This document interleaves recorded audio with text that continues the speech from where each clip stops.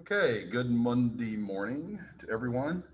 A couple of reminders before we continue on with uh, this business of Mendelian genetics.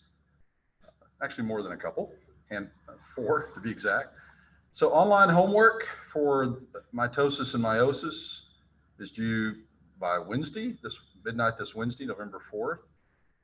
If you have decided to do an extra credit, article summary and review slash critique, that extra credit assignment is due by Friday, this Friday, by midnight. So bear that in mind. I would hope you're going to do this to get up to 80 points extra credit. Most students do pretty well on this. More about being neat and complete, meeting the criteria for the article. Done that first and check in Blackboard for that. And then also, if you have any questions about it, send me the article you're proposing to do the summary and review critique on. And then make sure it's neat and complete. No typos, no misspellings, all kinds of things like that are what students usually lose points on. And then online homework for the topic that will start probably Wednesday and go into Friday and probably into Monday a little bit maybe is molecular biology of the gene. That's how I'm entitling it. It's getting into more detail about what's going on at the molecular level within DNA with regards to inheritance and all things DNA. And then our next lecture exam is coming up pretty quick, a week from this coming Wednesday. So November the 11th will be the next exam, lecture exam 4, which will cover mitosis, meiosis, and Mendelian genetics. Okay? All right, let's continue on with what Gregor was up to, and we'll finish off with the next major accomplishment of Mendel was to come up with, to determine by way of his experimentation with pea plants, that independent assortment, that assorting independently of duplicated chromosomes or sister chromosomes during anaphase of meiosis 1 takes place. So what he did next was a dihybrid cross. The first time we did a simple monohybrid cross. We looked at one character, flower color, purple and white, true breeding parentals. We looked at the cross. We came up with all of the F1s from that cross were purple, right? But we know they were heterozygous for purple because the recessive allele for white flower color was retained and it was masked. But it showed, the white flowers showed up again once we crossed the F1s in a 3-to-1 phenotypic ratio, right? So now we're going to step things up a bit. We're going to cross two characters. We're going to do a dihybrid cross. And Mendel kind of backed into this a little bit because he was looking at, he crossed his, he did the dihybrid cross and he had to explain that he got, why his F2 offspring in his dihybrid cross we came up with this 9 to 3 to 3 to 1 phenotypic ratio. So he needed to explain how he got that. We're going to walk through this together. So what he did for the dihybrid cross, not flower color, but he looked at two additional characters from the long list of characters that he did look at. Namely, he looked at seed color and shape, and whether the seeds were yellow or green, or round or wrinkled. And in this case, yellow is dominant over the green seeds. Round is the dominant allele over wrinkled. So for example, just like in our monohybrid cross where we had true breeding parentals dealing with one character, now we have true breeding parentals, one plant that is homozygous dominant for yellow, right, and round seeds, and one individual that's totally recessive, but homozygous recessive for wrinkled and, for green and wrinkled seeds. And so if we look at the gametes possible, this individual can only contribute gametes, if we look at our original pair of homologous chromosomes, at one locus,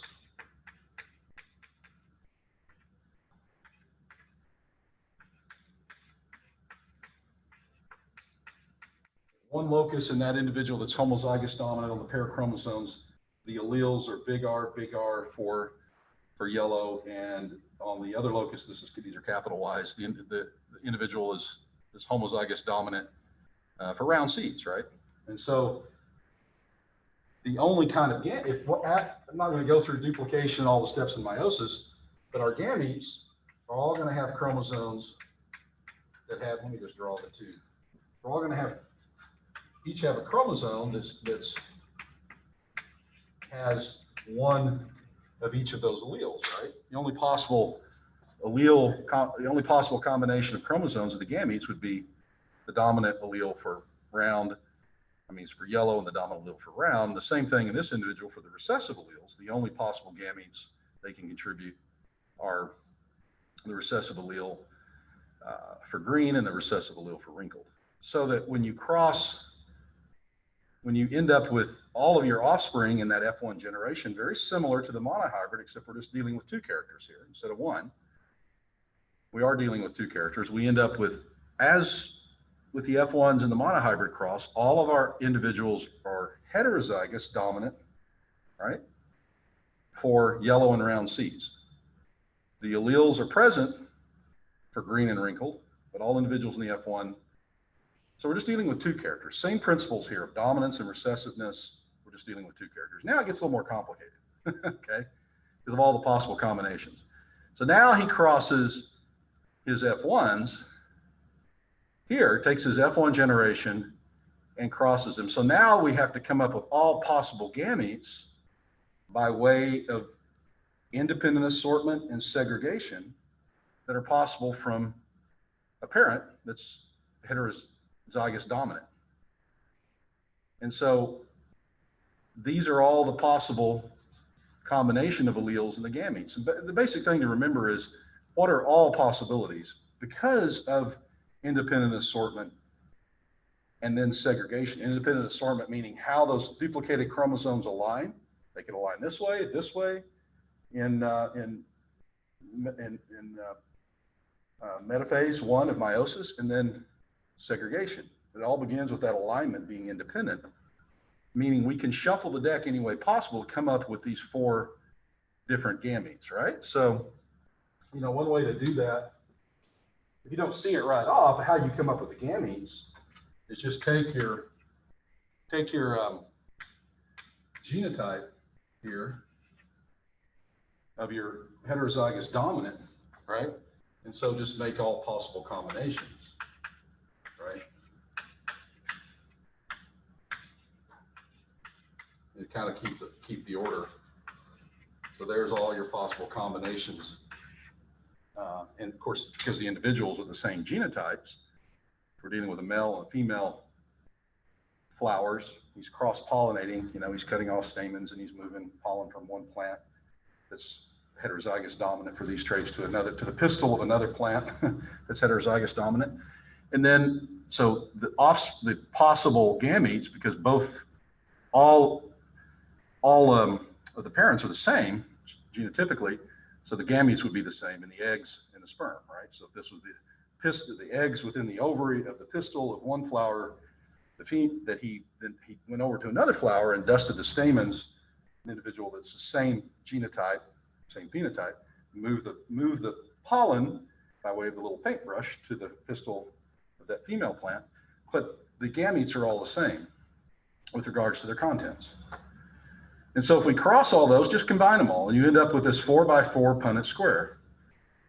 And so here are all of your genotypes, right?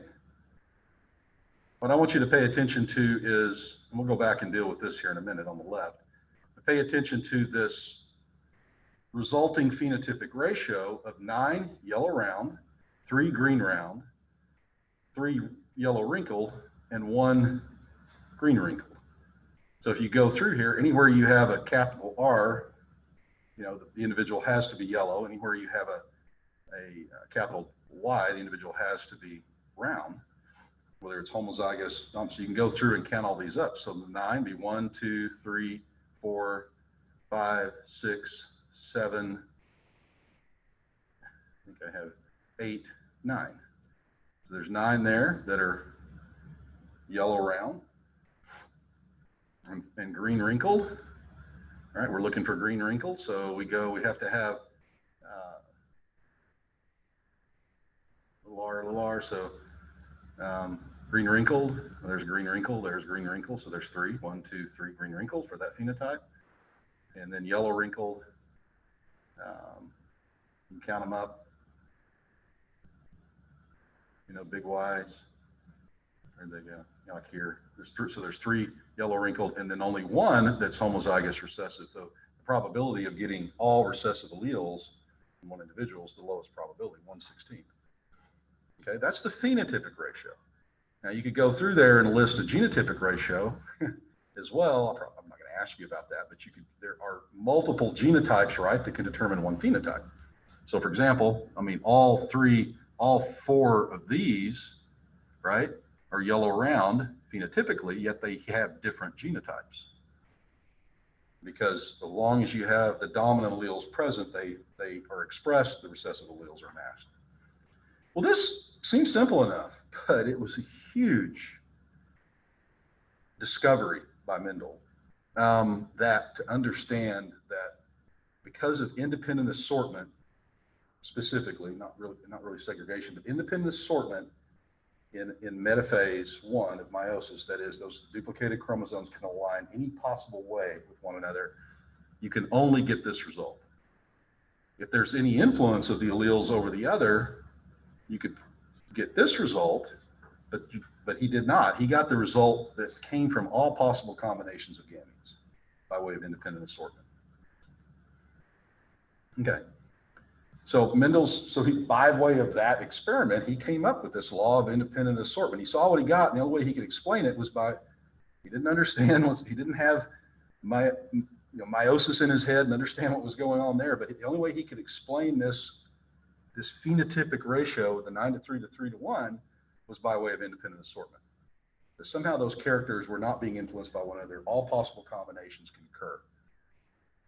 States that the alleles of a pair of chromosomes segregate independently of other alleles during gamete formation.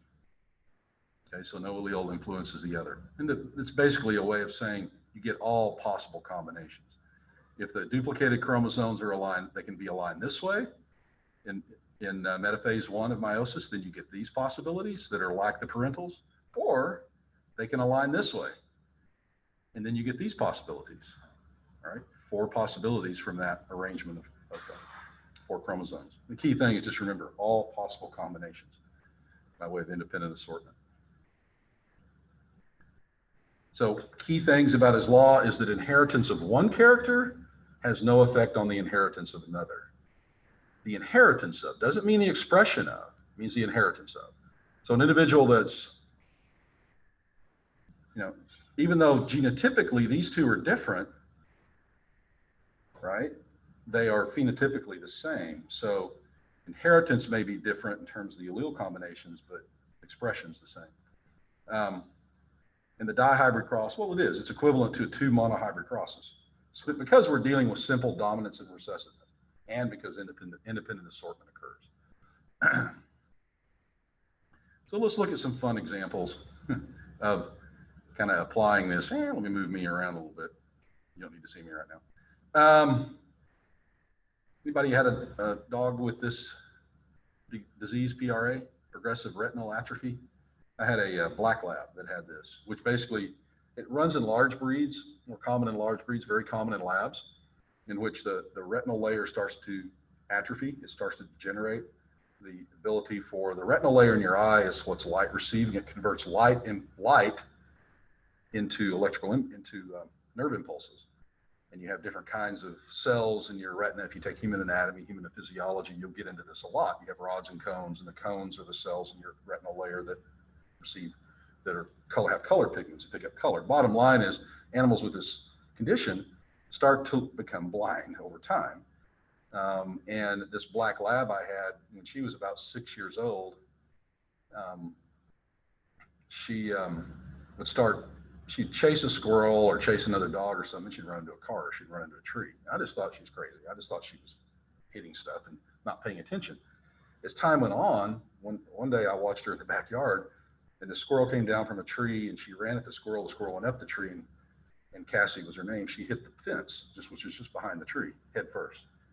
So we took her to the doctor, and he said, yeah, she's got this condition, PRA, which meant she was going blind. And it was pretty sad, because once a dog that's that active starts to go blind and can't run and play and do things, she really went downhill after that. But this is a condition that follows simple dominance and recessiveness. And this is a good way to explain what's going on by way of independent assortment, simple dominance and recessiveness of this trait. So labs that are black is, for that character, for coat color, black is dominant over chocolate, right, over brown. So black individuals that have black coats, that's the first character we're looking at, this dihybrid, looking at this dihybrid cross, and normal vision is dominant over PRA, okay? So individuals that have a black coat with normal vision, even if we don't know their underlying genotype, right, we do know that they have to have that allele for black. We don't know if they have the dominant or recessive allele for the second allele for the color. And they have to have the dominant allele for normal vision. We don't know what the second allele is, just by looking at their phenotypic expression, where they have the doc look at their retinal layer and their color. You know this, you just don't know what the second alleles are in each case. We know blind individuals have to be homozygous recessive. They have to have both alleles for the PRA condition, okay? Because if you had the dominant allele there, you wouldn't have PRA. So you have to have both recessive alleles. And we'll see how that happens. That pops up again and again in a lot of these recessive disorders, where they are a disorder like this. You have to have both alleles present, recessive alleles present. If individuals chocolate, we know they have to have both recessive alleles for coat color to be chocolate, but we don't necessarily, if they're normal vision, again, the normal vision, those individuals with normal vision, right, can be this or this, right? Individuals that are black can be this, homozygous dominant for black, or homozygous or heterozygous dominant for black, right? And so if we mate two heterozygous dominant for black and normal vision, and we get this phenotypic ratio 9 to 3 to 3 to 1, that tells us what our genotypes are, for sure. I mean, if we know this in advance, because we've determined this genotypically, because we've probably done some F1 crosses too. But we know the individuals in our F1s and for this dihybrid cross are heterozygous dominant for black and normal vision. So we would get a 9 to 3 to 3 to 1. So recessive disorders are less frequent occur less frequently in the population, unless you start mating chocolate blind labs a lot, which you probably wouldn't do, but you may do, you don't know. But it's the chance of you having a blind chocolate lab are fairly infrequent. Actually, my dog Cassie, she was black, but she's crossed. She had some chocolate in her, and so she was homozygous recessive for both traits. She was kind of I think her dad was a chocolate. I can't remember.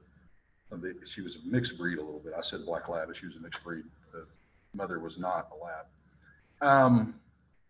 Okay, so this leads us to something called a test cross. The test cross is a situation where you're mating an individual of an unknown genotype to an individual that's homozygous recessive. In the case of PRA, let's say if we have a chocolate lab that's blind, and we want to know, in this case, this is dealing with color, not with blind. This is just dealing with one character, coat color. So we have a chocolate lab. We know a chocolate lab is homozygous recessive for color, coat color, has to be little b. But we want to determine the genotype of this black lab. We don't know the underlying genotype. Well, if we do have a homozygous recessive for brown, a chocolate lab, this is called a test cross. When we don't know the genotype of one parent and we crossing that parent with a homozygous recessive, in this case for coat color. So what are the possibilities for the black dog? Well, possibility would be, the black dog could be BB if it was, this black dog, if it was homozygous dominant for black, then it would only contribute one allele, right? The allele for black, and all offspring in the crossing with the homozygous recessive chocolate lab. The chocolate lab can only contribute the recessive allele B. So all individuals would be black. You'd know that. So in that case, if all your offspring were black from the cross, you'd know the male is homozygous dominant for black, right? Straightforward enough. However, if you get half black and half chocolate labs in that cross, the only way to explain that is that your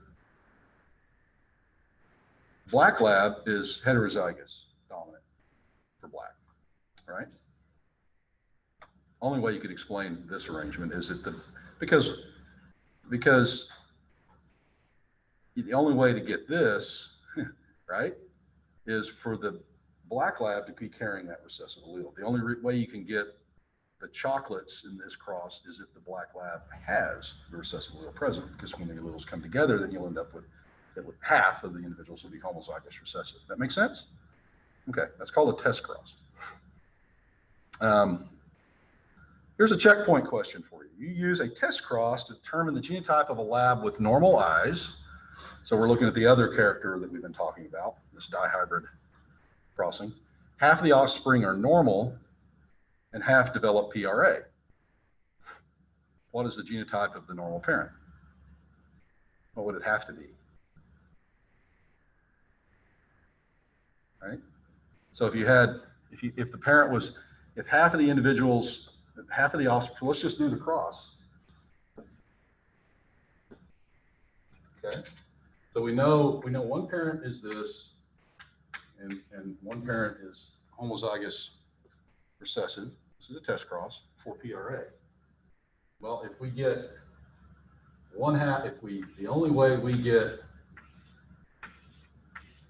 half of our offspring with normal vision and half with the atrophied retina, right, is if this individual, this parent is this.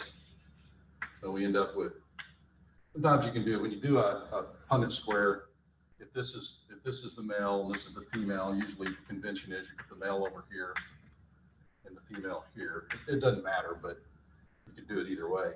And so if that's the case, then normal vision. So one half normal and one half with PRA, right? Okay, pretty straightforward. Gets complicated when you ramp it up like trihybrid and tetrahybrid. Yeah. So it doesn't matter if the male or female, like. Which side? Yeah, well, I think, well, let's just go back to this one. It doesn't matter as far as the end result, what you get in this, your phenotypes, your genotypes. But up here, okay. Yeah, they put the male, it really doesn't matter. I wouldn't ask you that, but they did it this way. They put the male, if this was the male, let's just make this the female. The male. They usually, the male's on the cross here, the female's cross here, but as far as your results, it doesn't matter. Yeah, but you want to know if if I may ask you a question, or you may see a question in your homework or something, say a male with this genotype and a female with this genotype, they're not going to ask you which way did they go on the square. I don't think that matters, because I've seen it both ways. Okay.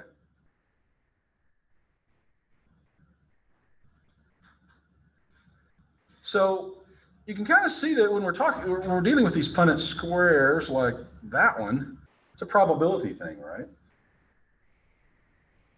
It's kind of like flipping the coin in a sense. And the probability of you flip a coin, you can get heads or tails 50-50.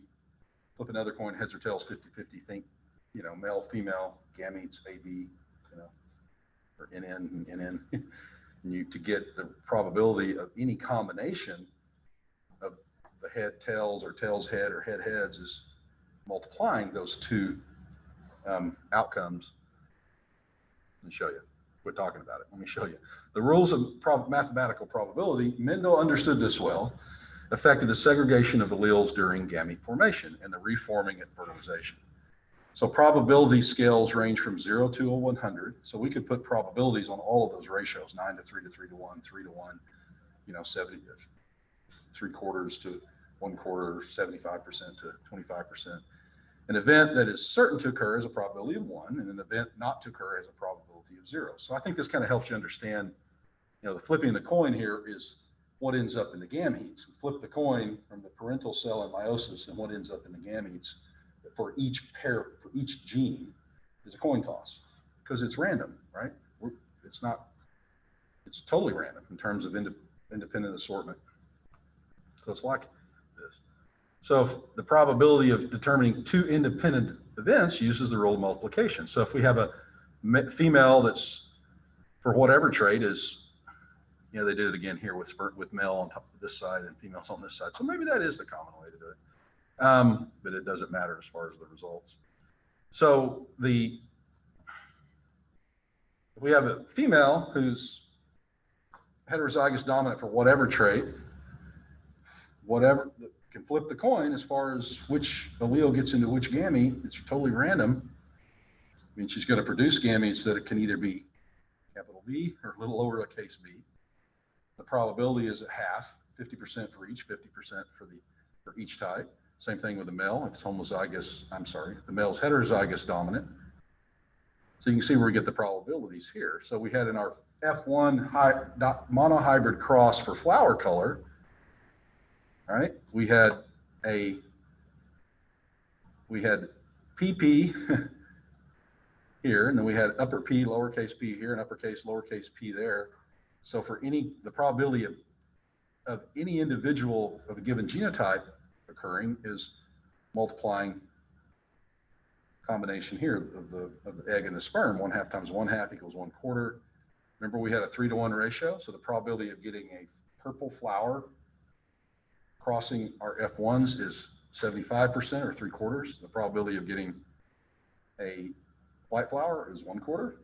Of getting the probability of those two alleles coming together is 1/4 or 25%. And that's just to illustrate how it's totally random, like flipping the coin. As you flip the coin more and more, and as Mendel discovered, as he did more and more, as he propagated more and more peas, so he could count more and more offspring, he got a lot closer to this 3 to 1 phenotypic ratio, or 1 to 2 to 1 genotypic ratio in the case of his monohybrid cross. So yeah, we could just plug in that Punnett square. All right.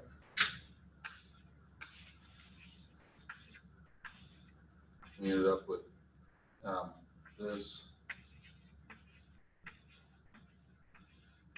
from our cross, right?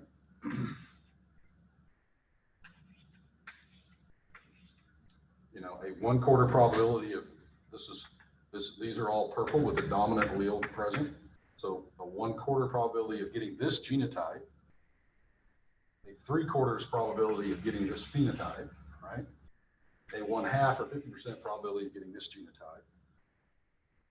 And in this case, a 25% probability of getting this genotype that also is the same as a phenotype. The only option there phenotypically is one phenotypic expression for that one.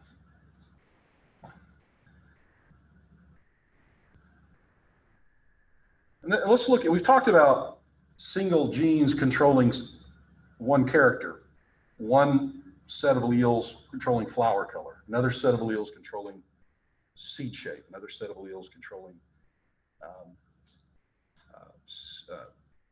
seed color. Those are simple dominance recessive arrangements where a single gene controls a single trait. And there's some good examples among humans, among us, of that. Simple dominance and recessiveness, freckles, for example. The dominant trait is freckles over the recessive trait, no freckles. Okay. In the case of pigmentation, albinism is recessive to normal pigmentation. The first thing you ask when you see that, you say, okay, but is there some advantage to not having freckles versus freckles? The thing to remember in this simple dominance and recessiveness is dominance doesn't necessarily mean better or more common in the population. So dominant does not mean that it's necessarily normal or more common. So here's a good example of something we think would be less common. You kind of intuitively might think freckles is recessive because you see fewer people with a lot of freckles, but freckles is the dominant trait, dominant over no freckles, which is a recessive trait, but we have a lot more individuals in the population with this recessive trait. So wild type traits, what's called a wild type is what's most common. That's a terminology. Wild type or mutant is the less common. So a good example of that's with albinism. Albinism results from mutation that leads to lower levels of melanin, skin pigmentation. And there is not so much in human populations as much, although people with albinism are much more sensitive to sunlight, UV radiation in particular. But in the natural world out there, albinism is more commonly selected out because individuals could get skin cancer, have other problems that lead to, I'm not just talking about humans, humans maybe when we were a hunter-gatherer society, but animals are more sensitive to getting skin cancer, less likely maybe to survive and reproduce. So that's a case where the mutant is a less common trait because it's being selected out of the population.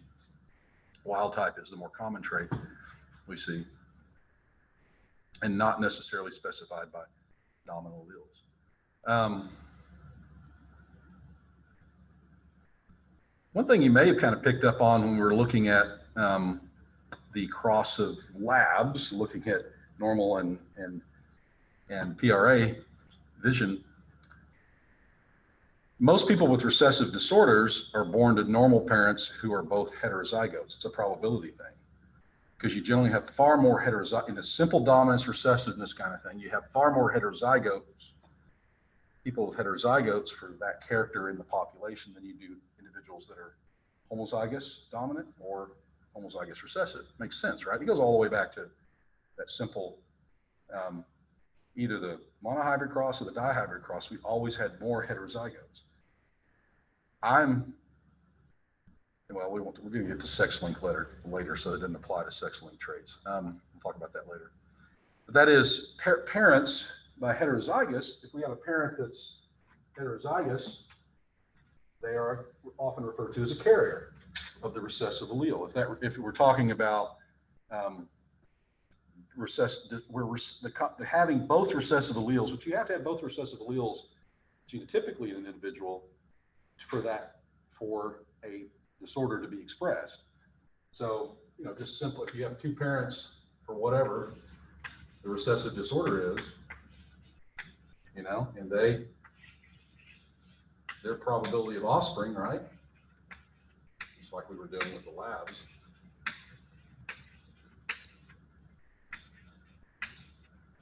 Kind of reiterate, much higher probability, 50% of their offspring will be heterozygotes, and only 25% will be homozygous.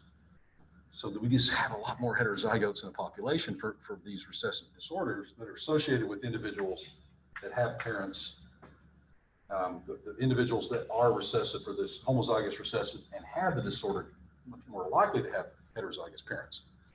This occurs so less frequently, and this occurs less frequently. So you're much more likely to have heterozygous parents that are carriers of the allele, but the allele is being masked. So here's a good example. A normal, what I just did, using a heterozygous dominant parent for some condition, both carriers of the recessive allele. If they come together in combination, both of them in an offspring, then that individual will have the recessive disorder. So we see here, the carriers occur, just those individuals, the heterozygotes will propagate more heterozygotes being in the population, right? So it just expands and expands. This is for albinism, where albinism is less frequent in the population. Just based on chance alone, regardless of advantage or disadvantage of albinism or not. Okay, let's talk about some variations on Mendel's laws. And it's important to stress that it's variation, not exception to. So Mendel set the foundation, but now there's some key variations on Mendel's laws that really relate to not clear simple dominant recessiveness, simple dominance and recessive control. One's called incomplete dominance.